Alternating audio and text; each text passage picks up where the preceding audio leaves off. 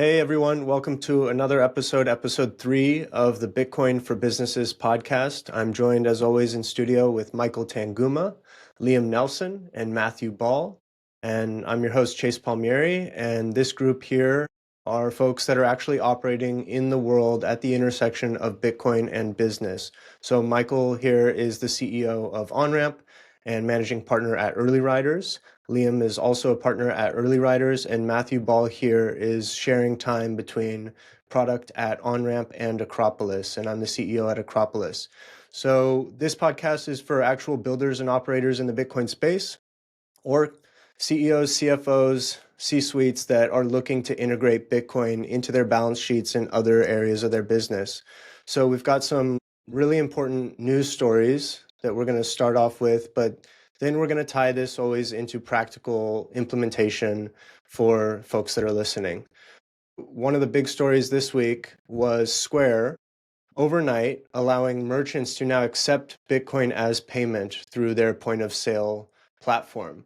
This is obviously a huge unlock, incredible news for kind of the medium of exchange argument.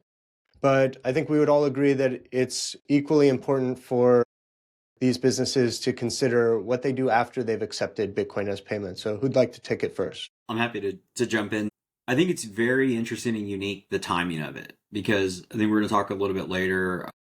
Maybe we need to have a component of this for gold. I don't know how businesses would get their gold, treasury, but it's about to hit $4,300 an ounce. And the point in that is that notion of debasement trade the past couple of weeks has picked up steam.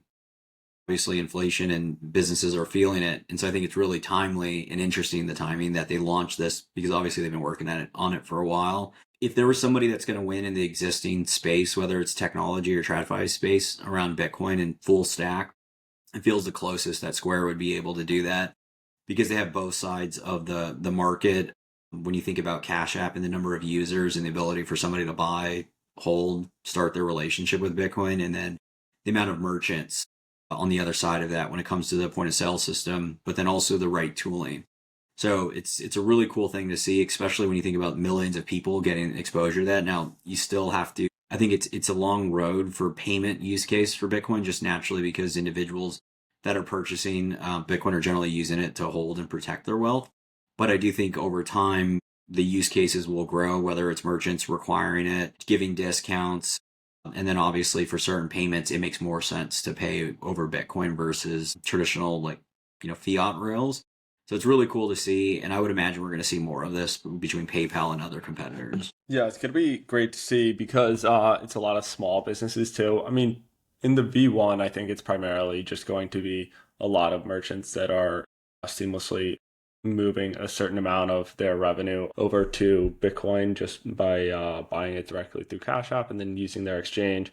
But it's also a telling sign of just Bitcoin getting more in the zeitgeist, having those Bitcoin stickers at every single pay, like register for small businesses too, just kind of puts it more into the zeitgeist of everyday people and Americans that are like, oh, okay, well, wait, people are actually using this Bitcoin thing. And so it's going to, and then it's, less just, the scammers and the president that just only think about Bitcoin too, but it just gets into everyday life. And it's also going to be great to see because small businesses are the ones that need this most.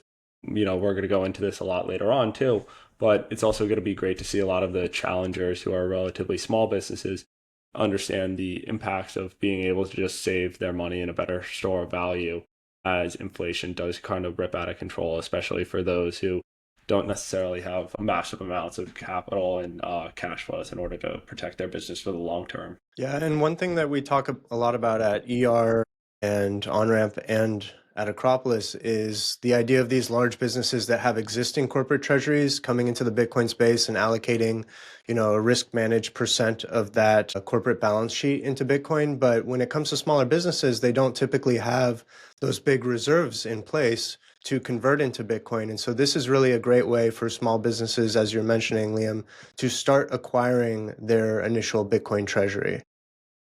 Yeah, this is a huge unlock for small businesses. I think Liam hit on it well.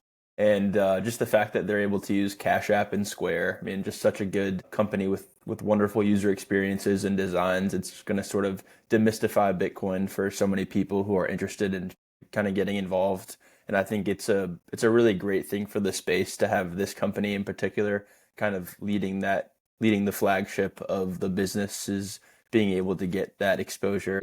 It's going to be a really cool to see who begins to pick this up. So, Michael, now there's going to be millions probably of businesses in the next 12 to 24 months that have some amount of Bitcoin on their balance sheets. But it looks like a lot of that, they're going to default to just letting it sit on their Square dashboards. What do you think about what they need to consider next? Yeah, I think it's a great question. I think there's a certain component around it sounds funny, but the reality of when you recognize you want exposure to Bitcoin and then you want material exposure, once you get to a certain threshold, you get really uncomfortable no matter how you custody it when you first get in. You either leave it on exchange, maybe somebody helped you set up a hardware device, maybe you didn't necessarily do everything you needed to feel rock solid with it because it was a nominal amount, call it something immaterial to that individual, and this is relative to whoever. And so in this use case, whether it's because it's a gimmick or the company has a barista that wants to do it and says, hey, let's put out the sign, eventually the numbers start to grow, or the conviction or confidence starts to grow, or a number of other things. Somebody gets hacked and you start to really question, like, what are we doing here? And so I've always been able to reconcile the only way you can end up in material, if not all of your wealth being stored in this asset, is understanding how keys work, like just full stop. Because once you get that the keys don't just plug themselves in and like walk over the computer, if you're doing self-custody or multi-institution, however it's framed, you start to really get confidence, because if you understand the monetary properties, how consensus works, why there's 21 million, the last part is ultimately just deeply understanding what your custody solution is, because that allows you to hold more and more Bitcoin. So I think it will naturally be a progression, whether it's Square opting into something like multi-institution, having a more robust setup, because I would imagine while there's a lot of great security with the Square and however they're custodying in the back end, it still opens up when you have single custodial risk like social engineering and everything under the hood that exists at Coinbase, and why people move assets off of Coinbase into some form of cold storage. And so I think that'll naturally be this progression for businesses to start looking deeper. How do they buy it? How do they hold it long term? But to Liam's point, to Liam and Matt Ball's point, like they're such a great brand, and they have such huge exposure, not only in the individual side, but in like Silicon Valley, that I think it's a great starting point. And then you naturally just have to go through. And that's why this is going to be such a long game, because some will end up maybe buying or holding too large of positions, and then they'll lose their account or they'll get it closed. Because that does happen at Cash App too, as great as they are. I mean, I've had my Cash App old Cash App account flagged for whatever reason, and then it just locks your funds. And I've actually never got them out of there because it's almost impossible to get a hold of them. So there's a number of reasons why you literally wouldn't want to leave large balances on any single custodial relationship. And so I think it'll be a natural progression as companies get into the space, that they'll look for best-in-class ways to store and also interact and integrate with other offerings in kind of Bitcoin and stable coins. Yeah, I mean, that's exactly right. And I think of this exactly as pretty much Coinbase in the V1 instance, of just the fact that prior to them, you essentially had to figure out how to buy Bitcoin non-custodially, and there just wasn't a setup. And Coinbase, especially in its very early days, was just it just had a great UX, and it felt like an online brokerage. And so people who just saw Bitcoin as another asset, they're like, oh, okay, this is easy. I can just go there, I can buy Bitcoin, and it will just show up in my account. And that's great for a V1 for people who are curious about the asset and, just maybe want to invest, then investigate on what that asset actually is and how to store it. And they'll figure all that later on. And even if there is anything later on, because sometimes people buy it and they don't necessarily have a really high level of conviction or thesis around it too. But, even naturally, if you just don't rebalance over time and just allow yourself to DCA just from an individual or a business perspective too, it's just naturally something you're going to want to figure out, as long as that's the last thing that you sell. So it's just kind of like a great V1, and there's just going to be more competition around the space, because Cash App is not the only person trying to do this. They're probably going to be the one who's best at it from like kind of a merchant-based small point of sale system. But on the business to business side, like there's a bunch of other payment companies that are coming into this too, everything from Stripe, and they're going to try to get some of this business as well. Yeah, one thing worth just adding, and this is really I think important for why we do this podcast, we're Acropolis Onramp. shine. And also River, to give a shout out to a business that operates not only in the right way, but offers client services. Like, we're so early in Bitcoin's adoption, and people forget that it's money, and money requires financial services, and those are generally relationship driven to start. And so if you start to build any kind of position or investment from your business, you naturally need to talk to a human. You know all the things we're talking about here. You need to have contingency planning. You need to be thinking about it in a very strategic way. Easy example is if you start with one franchise or business that starts to accept it and then they collect, they talk. Toast is another great example. I have some family members that work with them. And you think about, like, when you sign up one, doesn't mean you sign up all 13 of the accounts. So eventually it gets to the lead account or whatever region. They need somebody to talk to. They need somebody to explain this, all of this stuff. And then, like, what happens if the balance gets too great, and how do you think about it? And I think we're going to talk about what happened last week in the deleveraging. It's like, well, is this crypto or is this Bitcoin? There's a lot of value and still a lot of businesses and opportunity. And my favorite thing in building businesses, and especially early stages, is counter positioning the incumbents, because the incumbents can't do this. Like Cash App, full stop, like, cannot handle the amount of demand or requests that will be needed to educate in the same way Coinbase can't. And that leaves a huge opportunity and gap to build things, do things that don't scale, and then you ultimately can build the workflows and processes that can get to a larger cohort base. It just gets really hard on the other way to do it. But if there's anybody that's going to do it, I do think Cash App and Square, simply because of Jack's leadership. And they seem like they're playing a long game when it comes to Bitcoin adoption within everything that they do in their product mix. Yeah, I think it's probably worth calling out that Cash App Square, the parent company Block, is a holder of its own Bitcoin treasury and is doing it the right way, where they're using a percentage of free cash flow from their Bitcoin line of businesses to basically DCA into their own Bitcoin treasury. So really an eater of their own dog food here. And what I'm kind of hearing as maybe a takeaway to put a pin in the Square news is that, yes, this announcement makes it incredibly easy for merchants to accept Bitcoin, but perhaps so easy that they're going to take their eye off the ball and almost not pay attention to what it really means to be holding and accepting Bitcoin until they see a material enough amount on their balance sheets that they actually start to dig in and learn and start to consider taking it into cold storage. One of the things we know that business owners are probably more likely to be thinking about now, as opposed to Bitcoin custody, is how inflation is affecting their business. We're seeing gold start to rally, which you can take as a signal that the debasement trade is on, that dollar is weakening, or that folks are trying to flee out of fiat-based currencies into hard store of value assets. Michael, I'm not sure if you wanted to kick us off, but you kind of wanted to touch on how the gold Bitcoin denomination is breaking. Yeah, I think the biggest thing here is, especially for listeners, like, we know the thesis. I think it makes complete sense if you just look at the past 50 years. It can be 30 years, or it can be the past 5 years, or the past year. Gold and Bitcoin related to the dollar, and specifically this past year with the dollar depreciating. It's actually by now more than 50%, given gold's like at 4,300. What I think, though, has changed, and what's most important, is whether it's somebody listening that has to get their internal team, because that's really the problem with businesses and institutions in general, is that there's a governance process. So you really have to get the buy-in to realize there's a problem, right? If we're all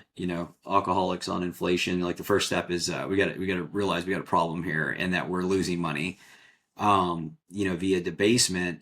And I think this is a really interesting time, which ties back to Square's launch, because of the fact that it's now into the ether. TradFi has blessed the name with the debasement trade. Now it can be discussed, and now people can recognize it, because before the gold bugs were kooks and then the Bitcoiners were kooks. But the reality is, like, this is now just being understood that inflation is here. It's running rampant. The thing that gets widely under discussed and visually felt is we've kind of hit the event horizon post 2020, where, like, more monetary units and more debt just increases the amount for the need of debt, and more capital to be inserted, which increases inflation. So it only goes faster from here. It doesn't, like, temper out. There's no transitory. And I think that's the important function here, where people can see their goods, they can see the eggs, whatever they're buying, going up, and them having to increase purchase the cost, or they're seeing the reduction in volume and revenue, but they haven't been able to feel confident, whether it's themselves personally or going to their board or their team to say, hey, we should be looking for external options. And I think this is the time, if there's ever going to be one. The tooling's right, the price is right when you look at these alternative assets, specifically gold and Bitcoin, And then now you can point to no shortage of publicos, social proof, and also just your favorite macroeconomist or JP Morgan or Larry Fink explaining that this stuff's out of control. Yeah, Liam, I'll kick it over to you next. But the story here is, according to Axios, 47% of Americans say that groceries are harder to afford than they were last year. And at the same time, we're seeing the Fed begin its interest rate cut cycle, which you would assume that if inflation is still persisting or on the horizon, that they wouldn't necessarily be doing so. But I think to Michael's point, we kind of have this problem where it's inflationary whether they cut, or it's inflationary whether they increase interest rates at this point. Yeah, that's right. And I would just say it's getting out of the bottle now. Just to Mike's point of all of the different products and services, the central banks know that this is going to be a problem, and they see the writing on the wall of inflation coming down the pipeline, and they're trying to acquire as much gold as possible. And there's probably some counterparty risk being understood in the background. If gold's going up over 60% in a year, just shouldn't be going up that quickly for an asset size this big, unless there's something that's very, very wrong in the background. And I would just say, yeah, I mean, inflation's, continually been a problem. It's really accelerated as the information's just kind of become more clear on everything from grocery prices being online and everything like that, to actually being able to understand that there is massive deflations in certain sectors of the economy, everything from TVs, technology, AI, etc. But in everything that is, non-discretionary goods, or everything that they actually take out of core inflation, the housing, food, and energy costs, which we all need, are the only things that are core to living, are actually taken out of the inflation bucket. And so, yeah, I mean, I think that it's very well known that there is a problem, and some people are still denying that the solution is gold and Bitcoin, because everywhere that you see, people are saying, then why aren't we all allocated to gold and Bitcoin already? It's just like, well, you have a different mental framework of the world that you have essentially just put your career on the line of being allocated to equities and bonds. It's very difficult for you to change your mind unless you actually are forced to change your mind. And so we're seeing it happen on the margins, but it's only going to accelerate as the products are now right, as well as just it increasingly goes into the mainstream. Yeah, and you touched on counterparty risk there, which is obviously an important aspect of holding actual physical gold or Bitcoin in cold storage, and perhaps all the more important during something like what happened last week with kind of the deleveraging and the Bitcoin flash crash, if you will. Michael, do you want to speak to maybe how counterparty risk plays into a volatile Bitcoin price like what we saw last week? Yeah, I think this is easily one of the most discounted reasons to hold Bitcoin, and one of the highest. The value prop is the greatest, because number go up is great, but the reality is we used to pitch Bitcoin as the most asymmetric bet, and the general term would be asymmetric, and its purchasing power increases relative to dollars, and then the downside is if you're not holding it, you're holding dollars that are depreciating. And I still think that's true, but I think the thing that gets discounted for is what else are you going to be holding, and where does the risk lie? And so before going into what happened last week in deleveraging, I get in a little trouble because I'm not supposed to show screens here, but I'm going to pull something up because there's a market dip in equities, but also Bitcoin, and part of it's coming on the back of it says U.S. regional bank stocks hit as Zion's charge-off fraud allegations. It's effectively a bank in, I believe, the Southeast, maybe Georgia. But the point is that there was a $50 million loss via like a fraudulent claim on some kind of like loan relationship that somebody was extending loans and they were fraudulent. But the point in this is the bankruptcy of auto parts maker First Brands and subprime lender Tricolor and recent fraud allegations that put a spotlight on risk controls of banks and OPEC credit market, where complex loans and new facilities have made it harder to gauge participants' exposure.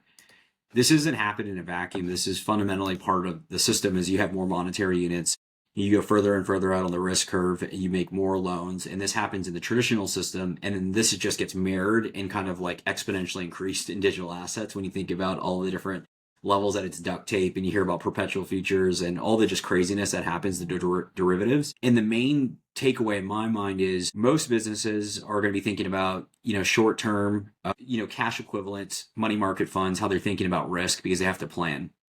And everything looks great until you see an SVB pop up, or you see whatever, if you're in a 12-month duration, some kind of credit facility. You don't necessarily know where that risk lies. And as the market gets more and more volatile, it'll only happen because the amount of debt in the system, you don't know where those air pockets where you potentially could be holding zeros. This exists for everyone, institutions, individuals, but for the sake of this, businesses. And so this fundamentally goes back to the reason why you don't really want to play with crypto, because crypto in general, in that deleveraging event, the reality is it's only a few market makers. They're not really high volume assets because nobody really wants them. And the second that the market dries up, the market makers stop trading. And then you see this crazy reflexivity where some went to zero, and margin calls and the auto deleveraging and all the other craziness that goes on in crypto happens. But that's really where your counterparties matter, why you don't want centralized custody, because you also don't know the liabilities that a central custodian could have. So even if the assets are secure, you may never get them out because they have other claims on them. So yeah, it's really the Wild West right now when you think about the financial markets and the fact that there's so much leverage built in. You don't know where things are secure. And that's why eyes or hands or keys on the underlying and transparency matter most if you're going to protect your wealth into the future. Yeah, I 100% echo that. And the point, or the small differences between the traditional system and the digital asset system as a whole is like, in the traditional system, there is continual debasement and perpetual bailouts just through the fact that there are additional monetary units coming into the system. But that's not always the case in Bitcoin, and there are just no bailouts. So there are just these accelerated business cycles. And so if you lend out consumer deposits by just putting the existing framework of how you should maintain client assets like a bank and graft it over to the digital asset space, it just doesn't necessarily work out. We've seen in the past, every 4 years, there are bodies that, wash up on the beach that have been, lost because there's a ton of leverage that goes into the system. And then events like these happen, and then people are, almost like dead in the water, but everybody hasn't realized that yet, and they still have their assets on the platform. And then there is a real risk off movement, and a lot of those digital asset bodies come to the future. I'm not saying that that's where we are today, but this ties back into a lot of those companies out there trying to get yield on their Bitcoin. It just hasn't been done over the past 4 years, and banking on everything such as relatively well-functioning market in order to get that yield just doesn't necessarily make sense. And so we definitely advise against that, especially just you don't want to be the first person and to try to do it, especially as it hasn't been done on scale yet.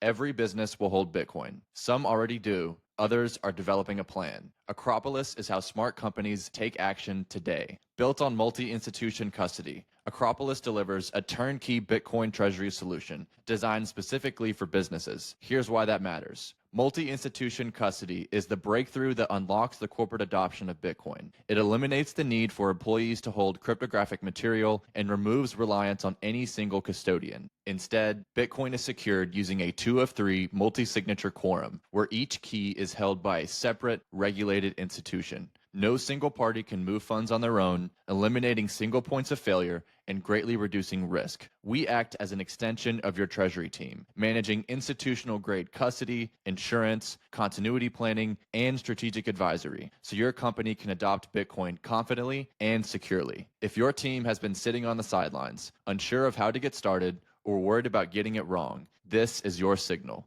Visit acropolistreasury.com and schedule a consultation. Bitcoin is reshaping corporate finance. Don't get left behind. We see this all the time. At Onramp, you guys see it with individuals a lot, and at Acropolis, we see it with businesses where they get the thesis right. They know that they need to own Bitcoin, but then they get a little, too cute by half, and they start to pursue too much leverage, or they start to pursue yield, and that's when they take on that counterparty risk. That's when they take on Bitcoin price volatility risk.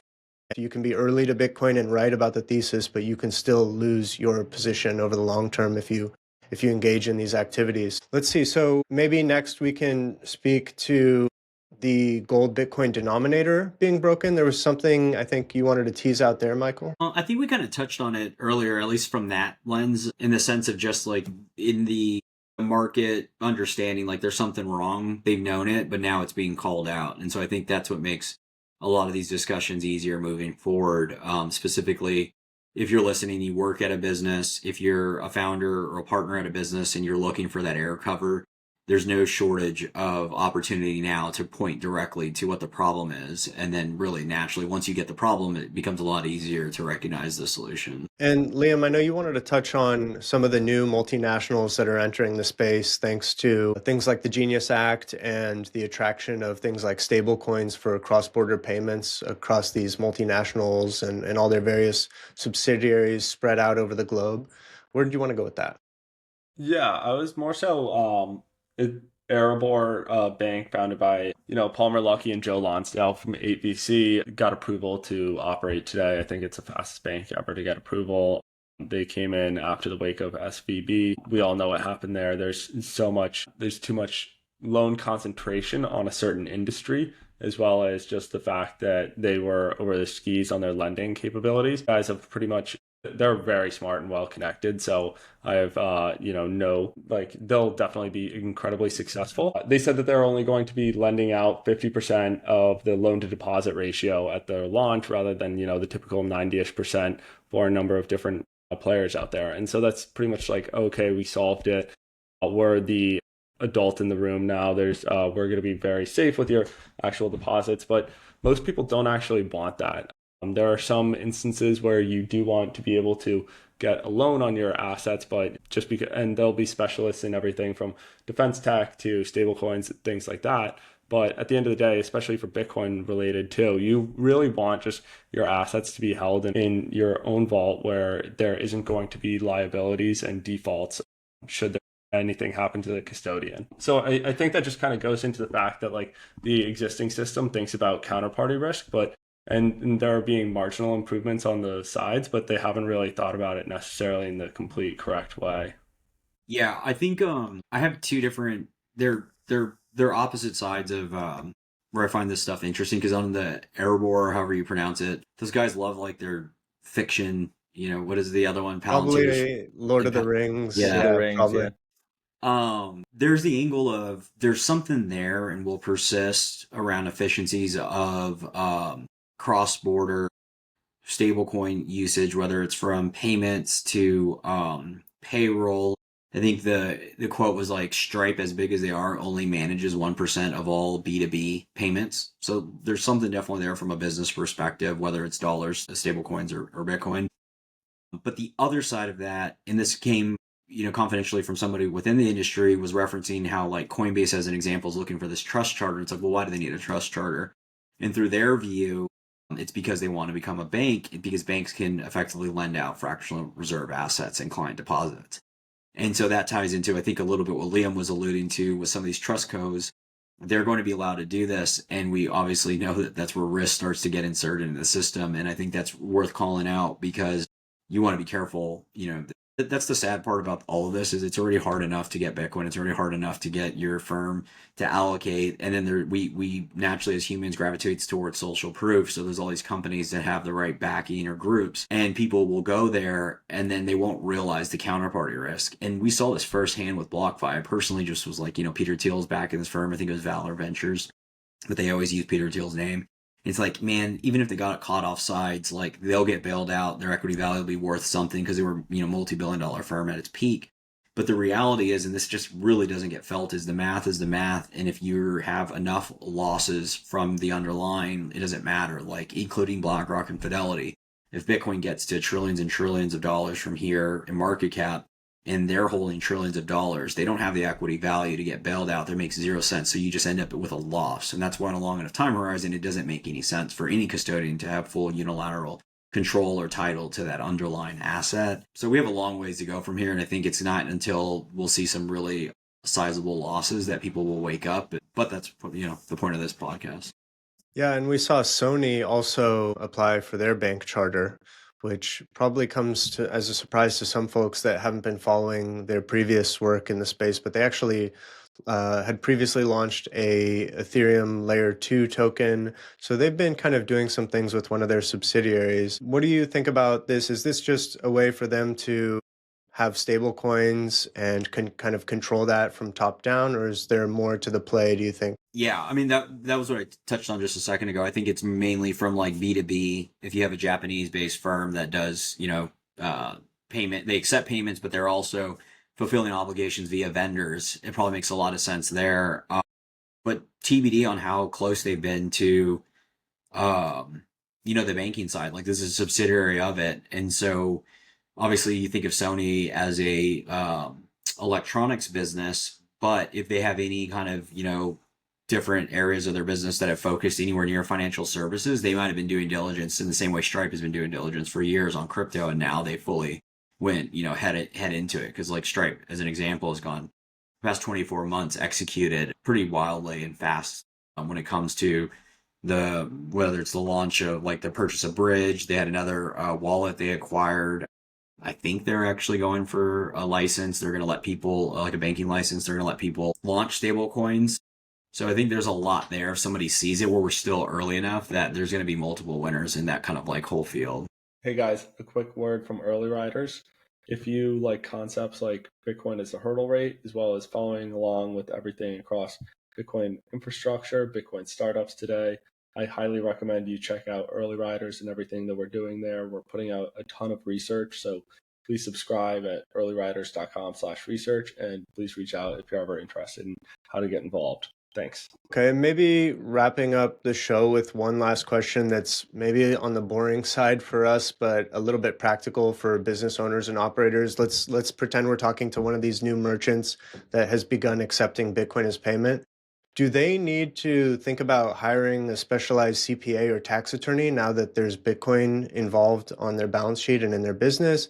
Or is it simple enough that the average CPA that they already use for their normal tax returns can kind of quickly get up to speed on best practices? How do you think they should treat it when tax season comes around? I'm happy to take this one. I think it's pretty straightforward, and most CPAs, as long as they have, even some understanding or are willing to like learn about Bitcoin, are able to do that. I mean, there are certainly some edge cases if you're like, a business on Nostr accepting like a ton of, notes like that and just like a ton of payments. I think that's like one that's a little bit different, but in general, it's going to be 99.9% of businesses, I think, should just be able to use current tax people in order to help them just with their business as is.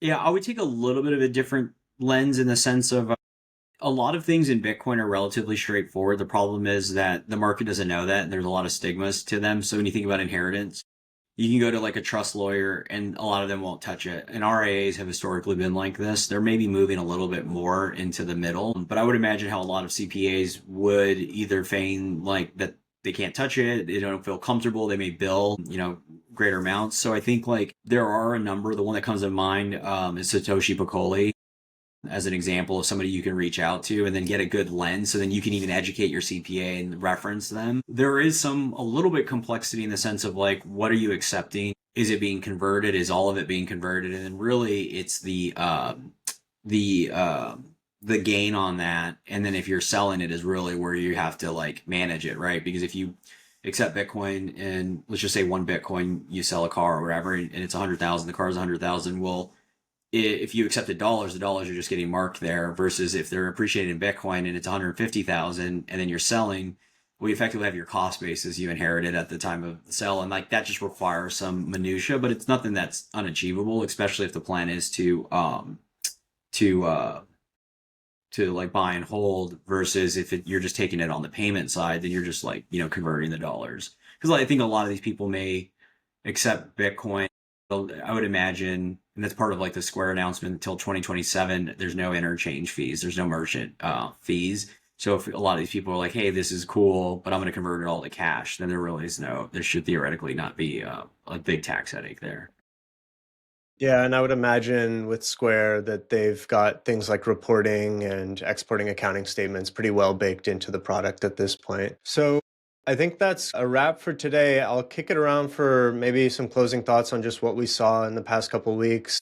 I'll go first, and then Matt, I'll kick it over to you next. I just think we saw a lot of volatility in Bitcoin price action, but I want to remind especially business owners who get maybe turned off by that level of volatility that what you're actually seeing there is people who needed to access value, access economic wealth during a time when market hours were closed, and the only thing that was there for them in that moment was Bitcoin. And so, yes, Bitcoin was sold off. Bitcoin was able to come up with that economic value that those individuals needed, whether to meet margin calls or right size their plans for the next week. But that is part of the value prop of Bitcoin, is that it is liquid 24/7. And that is actually a very big positive. It will create near-term volatility, but it's a huge positive for any business that kind of understands that we have really rocky, wavy landscapes ahead. Yeah, well said, Chase. And I think it's important for us to highlight, us on the call, is that Onramp just released Onramp Business, which allows business clients to go from consultation to a secured allocation in just days. And so this offering that we're releasing and we have released comes with multi-institutional custody, enterprise controls, a proof of reserves, and just a business native interface that we've worked really hard to put out for our clients, and super excited to get this product out there. Not sure, Michael, if you had anything you wanted to say about the product, but we're super excited, especially in relation to this podcast, to just begin taking on clients as we already have, but in official capacity as we've rolled out Onramp Business. Hell yeah. I think we need to get Matt Ball on the sales side. No, I appreciate the call out there. And yeah, Matt was instrumental in getting this out. It's huge for a number of reasons. One is we've been working in onboarding businesses, but the reality is there's additional controls that are needed. It's kind of crazy when you think about it. For 15 years, including the past year, with funds, I think it's this past year 1.2 million Bitcoin, maybe more than the past year, but between pubcos and the ETFs are securing 1.2 million plus BTC, and it's generally secured with a single custodian. And then generally those custodians don't really have enterprise grade controls. So you may get one person, maybe multiple people, and then there's very little governance when it comes to how many people need to move it, which generally these exist in the traditional financial system when you think about moving of wires as an example, and the amount of controllers that take place. So really excited about that. And I think it really stems from the entire conversation of we have a lot of podcasts and we do a lot of work. The reason we're here is because of the importance of this, that it's really binary in the sense that if businesses that are the backbone of any economy don't protect their wealth, they're going to go out of business. And so it's a really important thing to just kind of do the diligence, look deeply. And then I think where Chase hit it earlier was about leverage. Leverage is just a kind of form of like cutting corners and not doing the work, because reality is like Bitcoin's enough leverage and enough risk if you get it to size it appropriately and then park it and then deal with the volatility, which is never fun. But at least you've been educated to understand why structurally it will go up and to the right because of its monetary properties. Versus the easy way out is, oh, I want this, maybe I can make a quick buck. And that's when people lose all their money and then they get like kind of burnt by the industry and they never come back. And so human nature is human nature, but ideally we can help with, the former and then really get people doing it the right way. And as we build a bigger and bigger brand across all the portfolio companies, we'll be understood as kind of like the folks that are helping people because it's just naturally the right thing to do. And if you do the right thing and provide value, you end up making money. Yep, I'd just say, despite any volatility, the debasement trade is well within the zeitgeist of public opinion. It's seeming like Bitcoin or gold almost went up like another $100 during this call, and Bitcoin's, certainly been a little bit more volatile just over the past few weeks, but just, generally up and to the right over the long term. So it's just like Bitcoin's not going away, hard assets aren't going away, and you don't necessarily need to figure it out all today. And the long-term strategic plan to how to align yourself with, the sound money and scarce assets. But it's a good thing to learn about because it's going to be a great tool within your toolbox, and you're going to want to have it because you're sure that your competitors are trying to identify what these tools actually are in the same time as you. So, it's valuable to do the work yourself as well. Yeah, well said, gang. Thanks to everybody that tuned in to episode 3 of the Bitcoin for Businesses podcast.